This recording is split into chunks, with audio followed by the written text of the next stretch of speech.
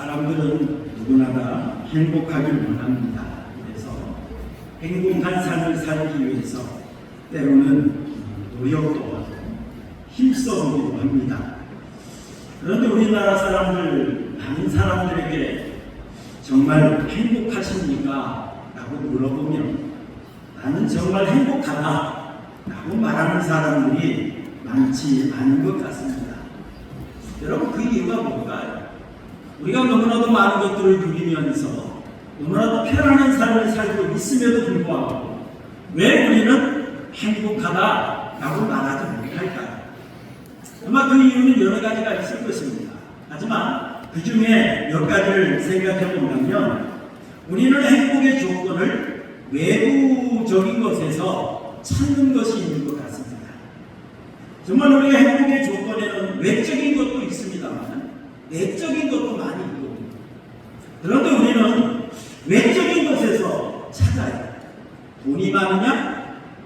내가 얼마나 명예를 가졌느냐? 내가 얼마나 권력을 가졌느냐?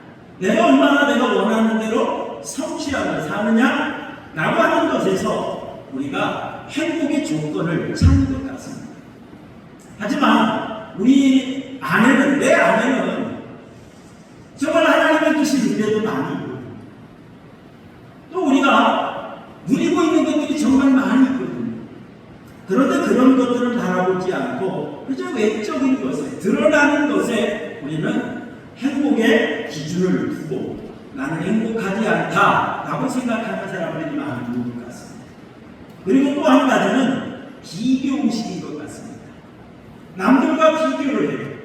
남들과 비교해서 나는 건강한가 건강하지 않은가, 나는 부자가 아닌가, 나는 성공했는가 성공하지 않았는가, 남들과 비교해서 내가 좀 부족한 것 같다 라고 생각하면 나는 행복하지 않다, 이렇게 우리가 생각하는 것 같습니다.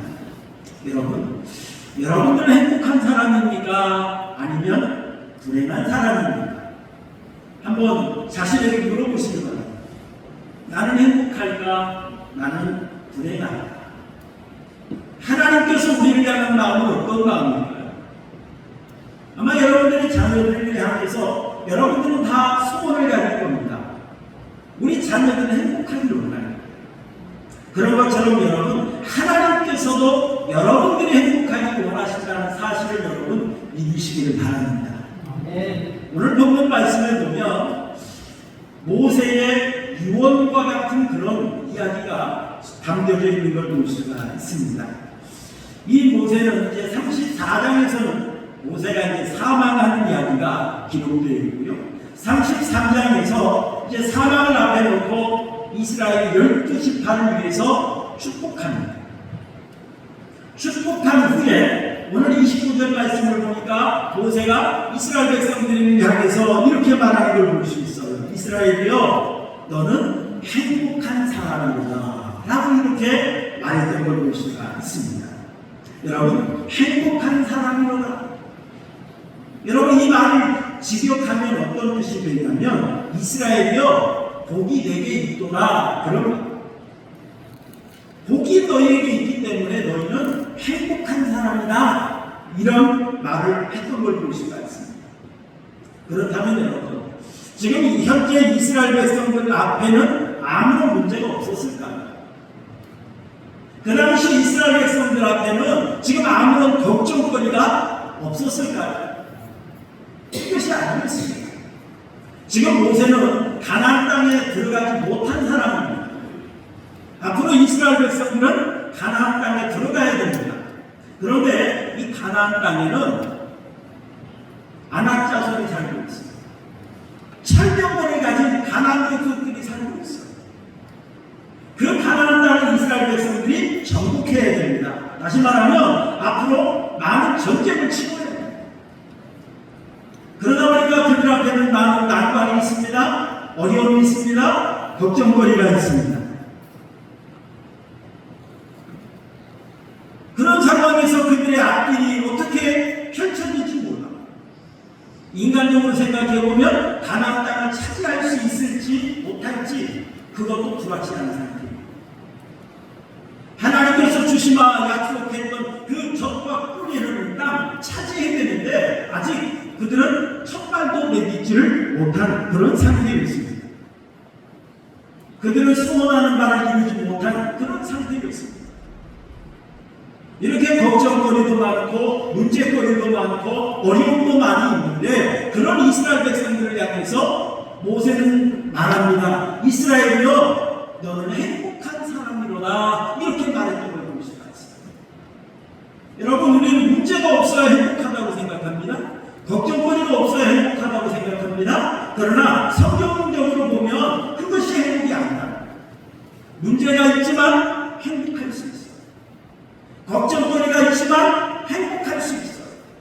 여러분 그 이유가 뭘까요? 그 이유는 다름이 아니라 하나님께서 행복하게 해주시기 때문에 우리는 행복할 수 있다는 사실을 여러분 믿으시기를 바랍니다. 하나님이 행복하게 해주시기 때문에 우리는 행복할 수 있는 거예요. 그렇다면 지금 모세는 이스라엘 백성들을 향해 말합니다. 이스라엘이여 너는 행복한 사람이로다 이렇게 말을 했는데 왜 그들은 행복한 사람일까요? 무엇 때문에 그들은 행복한 사람일까요? 하나님께서 이스라엘 백성들을 행복하기 위해서 어떻게 역사하셨는가 라고 하는 것을 소개하는 걸 볼 수 있습니다. 여러분 29절 우리 한번 읽어보시죠. 29절 말씀 우리 함께 보겠습니다. 시작. 이스라엘이여 너는 행복한 사람이다.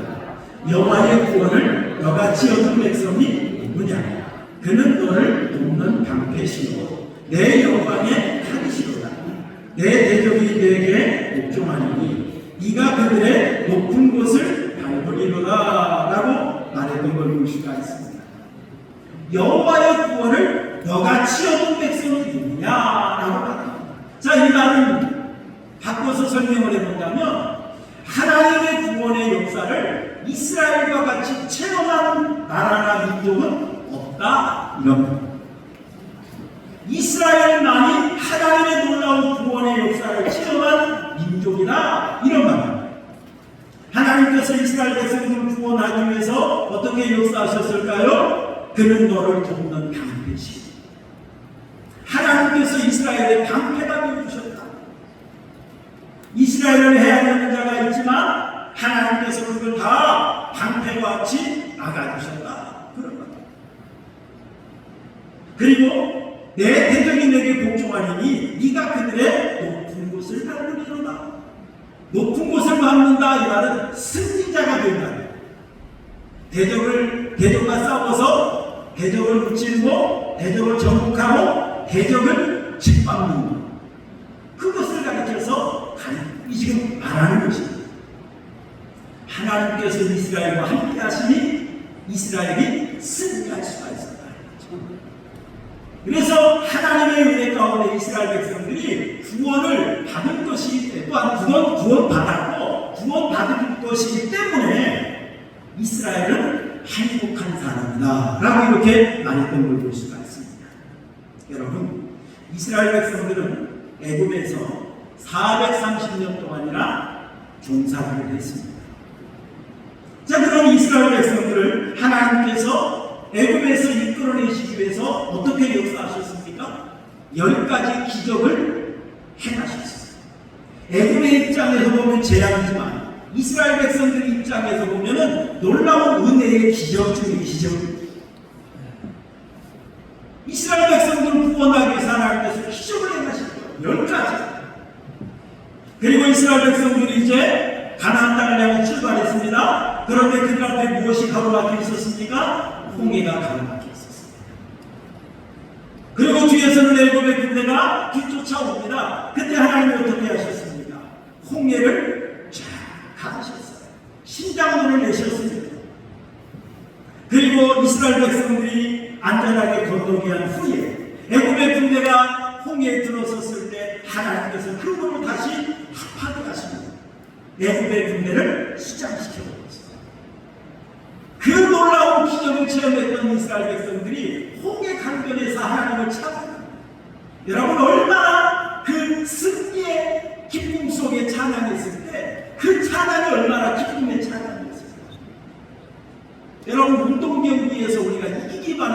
더 신나고 좋은데 지금 이스라엘 백성들은 죽느냐 사느냐의 문제에서 승리를 거둔 거예요. 그리고 옥외강변에서 하나님을 찬양할 때 얼마나 웅장하게 얼마나 멋진 찬양으로 영광을 돌렸겠습니까? 하나님께서 이스라엘 백성들을 가나안 땅 이 광야에서 행할 때에 낮에는 불기둥, 밤에는 불기둥으로 그들을 보호하시고 끌어오셨어요. 먹을 것이 없으니까 만나를 허락하시고 마실 물이 없으니까 반석에서 물이 나게 하시고 이 광야에서 이스라엘 백성들을 이끌어내셨습니다. 보호해 주셨습니다. 그런데 미디님이라고 하는 곳에 가니까 아말렉 족속이 있었어요. 아말렉 족속은 강한 족속이었습니다. 에서의 후손들이었어요. 이스라엘 백성들은 그들을 숫자는 많았지만 그들을 대하기가 쉽지가 않았습니다. 그때 여호수아를 중심으로 나가서 앞서 싸우는데 모세는 뭐 했습니까? 올라가서 기도했습니다.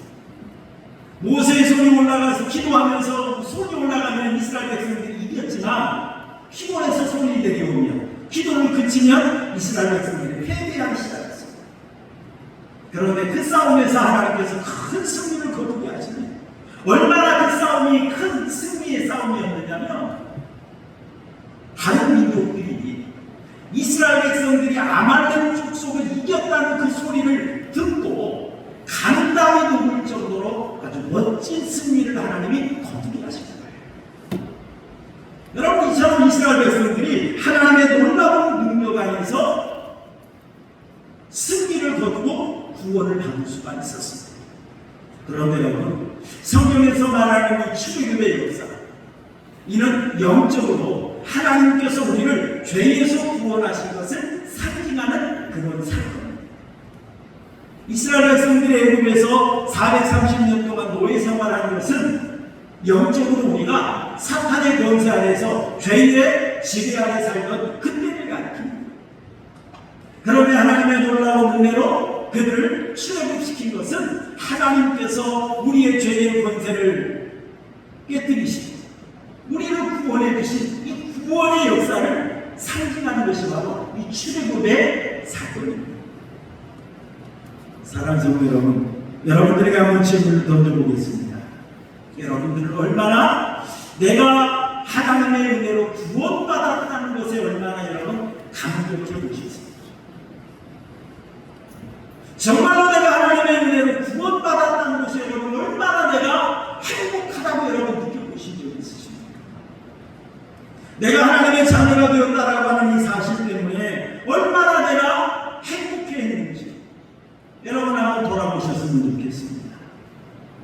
여러분, 우리가 받은 구원은 이 세상의 금은 보아나 이 세상 어떤 것과도 바꿀 수 없는 가장 귀한 것임을 여러분 믿으시길 바랍니다. 우리가 받은 구원은 이 세상 어떤 것과 바꿀 수 없는, 어떤 것을 주고도 얻을 수 없는, 이게 바로 여러분 구원의 은혜라는 사실을 믿으시길 바랍니다. 여러분, 우리 신앙의 위기는 어디서부터 올까요? 우리 신앙의 위기는 어디서부터 오느냐면 구원의 감격을 잃어버렸을 때부터 신앙의 위기가 옵니다. 여러분, 부부간의 위기가 언제부터 올까요? 사랑이 식어질 때부터 부부간의 위기가 찾아옵니다. 정말 우리가 많은 이 땅에 살다 보니까 많은 문제를 만납니다. 어려움을 당합니다. 그 어려움과 문제 앞에서 그 문제만 바라봅니다. 어려움만 바라봅니다. 그러다 보니까 하나님께서 나를 구원해 주셨다라고 하는 이 사실이 까마득히 잊어버려요.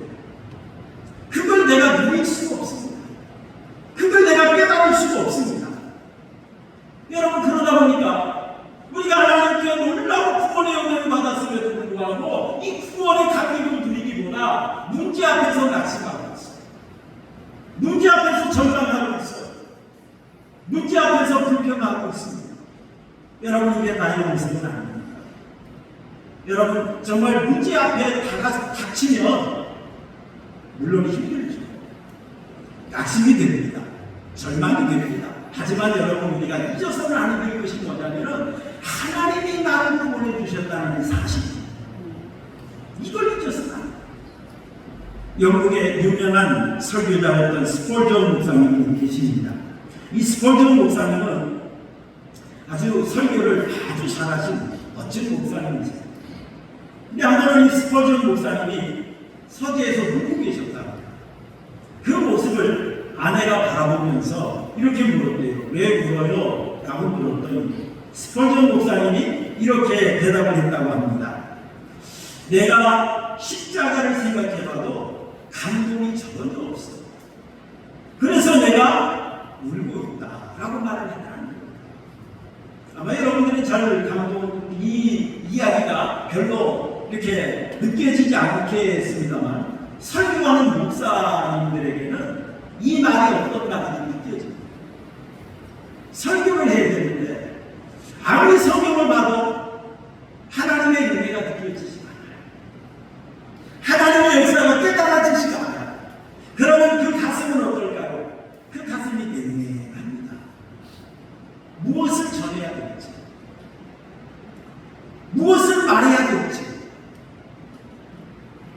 정말 가슴에서 내가 느껴지고 이렇게 하나님을 좋으신 분이구나, 이렇게 하나님이 역사하셨구나, 이걸 정말 내가 가슴에서 느끼고 이걸 뜨거운 마음으로 전해야 되는데 이것이 느껴지지 않으면 얼마나 힘들죠.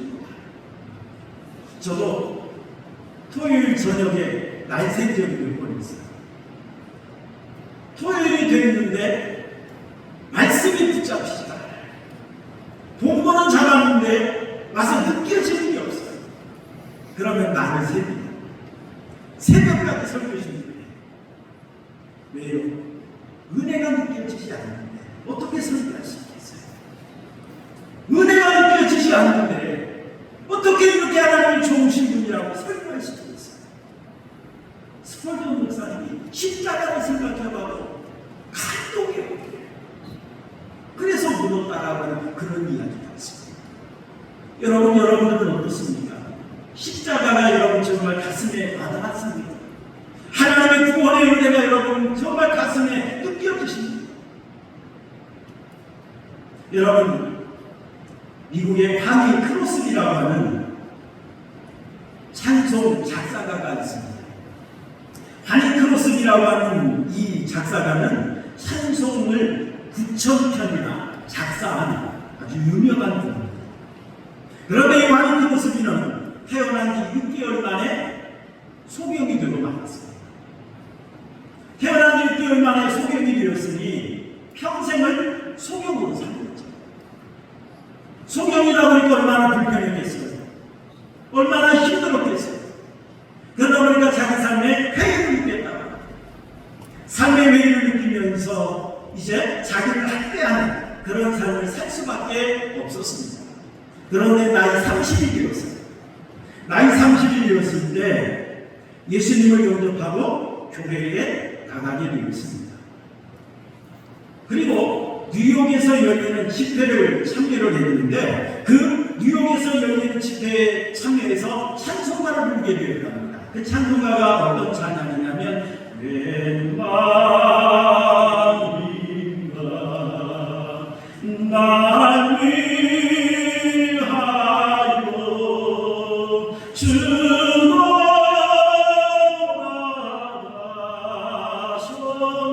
주노라하셨나. 이 찬양을 부를 때 정말 자기 가슴에 깨달아지는 것이더라.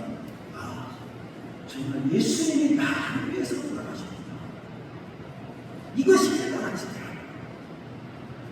지금까지 예수님을 믿는다고 했고 교회를 다녔지만 정말 예수님이 나를 위해서 돌아가셨다는 사실이 그때서야 깨달아진다.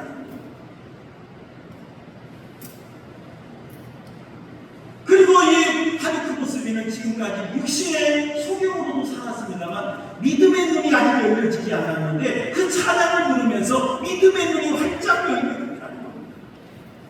그러면서 주님 앞에 무릎 꿇고 찬양할 수밖에 없었는데 맨 나중에 보니까 드릴 것 없어 이 몸 바칩니다. 이 부분을 우리가 생각했답니다. 내가 주님을 위해서 뭘 할 수 있을까? 내가 주님을 위해서 뭘 할 수 있을까? 내가 이 몸밖에 다칠 것이 없는데 내가 이 몸 가지고 주님을 위해서 뭘 할 수 있을까? 그걸 생각하다가 나에게는 시를 짓는 재주가 있지. 이걸 생각을 하면서 내가 주님을 위해서 찬송시를 써야 되겠다. 그러면서 찬송시를 쓰게 되었다는 것입니다. 이 화이트로스가 지은 찬송, 예수께로 가며 나는 기뻐요. 또 어떤 찬양이냐면 나의 갈 길 나가고, 또 기도하는 이 시간, 또 어떤 찬양이냐면 나의 영으로 가시리요. 또 우리가 잘 아는 찬양이지, 예수로 나의 구주 삼고. 찬송가에 실린 찬송시만 22편이나 된다고 합니다. 여러분, 이 와니크로스비가 95세에 사망했습니다. 95세에 인종을 앞에 놓고 와니크로스비는 이렇게 고백했다고 합니다. 나는 세상에서 가장 행복한 사람이다 라고 고백합니다. 여러분, 왜 행복했을까? 육신으로 보면 속이 없어요. 얼마나 불편했겠어요? 얼마나 힘들었겠어요? 얼마나 깝깝했겠어요? 그런데 주님의 은혜를 지어가고 주님의 은혜를 지어가고 몸 바뀌어뜨릴 수밖에 없는 이 몸을 가지고 주님을 찬양하는 찬송시를 지으며 사는 그 삶이 너무 행복했어요. 나는 이 세상에서 가장 행복한 사람이다 라고 고백하고 사망했다. 여러분, 우리나라에도 화이트로스비와 같은 한 여인이 있습니다. 소경은 아닙니다만 뇌성마비였죠. 여러분, 송명희 씨 어떻습니까? 뇌성마비다 보니까 말 한마디 하기가 너무너무 어려워요. 제가 그 말하는 영상을 보니까 얼마나 깔끔해요. 저도 성질이 좀 급해가지고 말을 좀 시원시원하게 해야 되는데 말 한마디 하기 위해서 얼마나 몸부림을 치면서 말을 하는지. 그랬던 이 송명희 시인이 하나님의 은혜를 체험하고 나니까 또 어떻게 고백했습니까? 우리가 잘 아는 찬양이 있잖아요. 공평하신 하나님, 공평하신 하나님. 하나님께서 남이 가진 것 나에게 주시지 않았지만 나는 남이 가지지 못한 것 하나님이 나에게 주십니다. 그러면서 하나님은 찬양합니다. 하나님 공평하시다. 공평한가요? 근데 성령이 시는데 우리 하나님 정말로 공평하시다. 하나님의 은혜를 깨닫게 하시다. 그 은혜 생각하면서 하나님 공평하다고 찬양했던 걸 볼 수가 있습니다.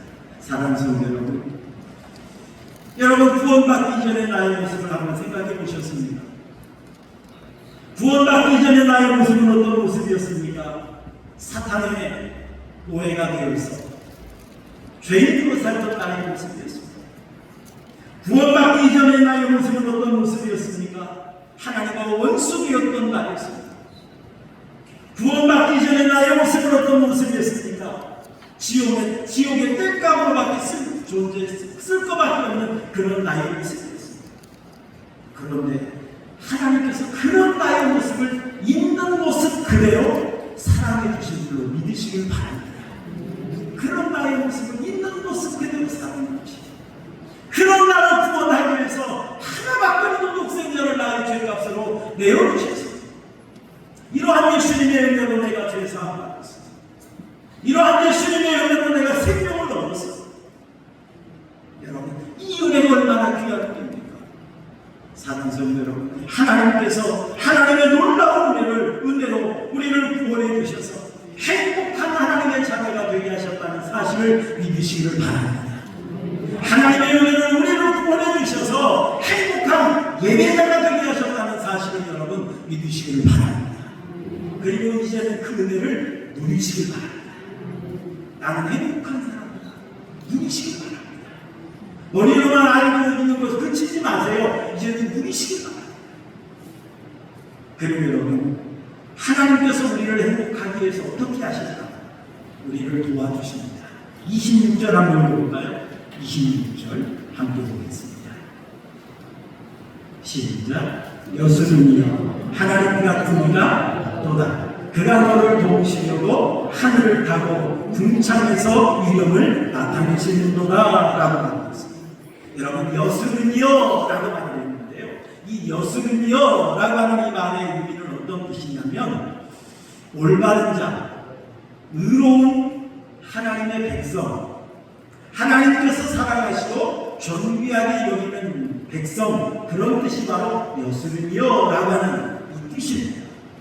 그런데 여러분, 이 여수는이여 라고 하는 이 말은 이스라엘을 가리키는 하나의 별칭입니다.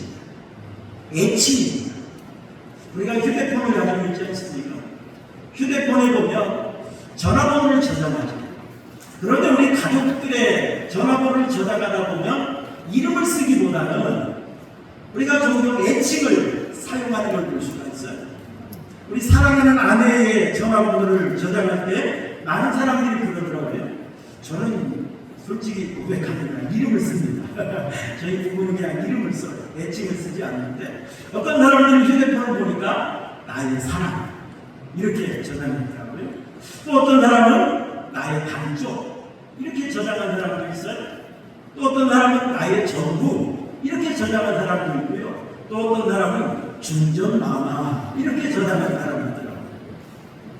사랑합니다. 애칭을 이렇게 썼잖아요. 그런 것처럼 여러분, 하나님께서 이스라엘 백성들을 사랑해서 부른 애칭이 바로 여수는이여 이라는 사랑해서 부른. 사랑하는 성도 여러분, 하나님께서 우리도 이렇게 사랑하고 있다는 사실을 여러분 믿으시길 바랍니다. 하나님께서 우리를 너무너무 사랑하세요. 우리를 사랑하셔서 하나님께서 우리를 도우십니다. 그래서 너를 도우시려고 이렇게 말했던 걸 볼 수 있어요. 하나님이 우리를 도우시는데, 그렇다면 어떻게 도와주실까요? 어떻게? 하늘을 타고 궁창에서 위엄을 나타내시는도다 라고 말했습니다. 여러분, 하늘을 타고 라고 하는 이 말은 하늘을 타고 오다, 구름을 타고 오다, 그런 뜻이에요. 하나님께서 우리를 도우시려고 하늘에서 우리에게 다가오시는 것, 임재하시는 것을 가리키는 그런 말입니다. 하나님의 놀라운 위엄을 가지고, 하나님의 놀라운 권세, 하나님의 놀라운 기세, 이걸 가지고 하나님께서 우리에게 임재하신다, 그런 것. 예를 들어 한번 설명을 해본다. 여러분, 전쟁을 하다 보면 우리 보병들이 앞으로 나아가서 그 땅을 점령을 해야, 깃발을 꽂아야 내 땅이 되는 거예요.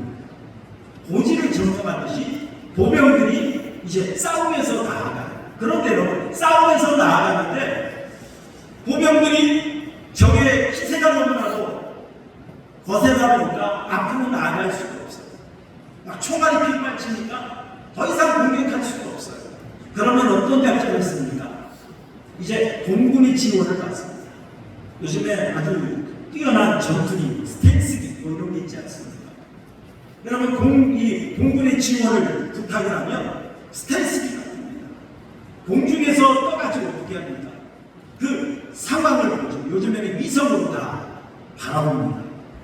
그리고 적의 진지가 어디 있는지, 적이 지금 어떤 무기로 공격하고 있는지 한눈에 다 바라볼 수가 있어요.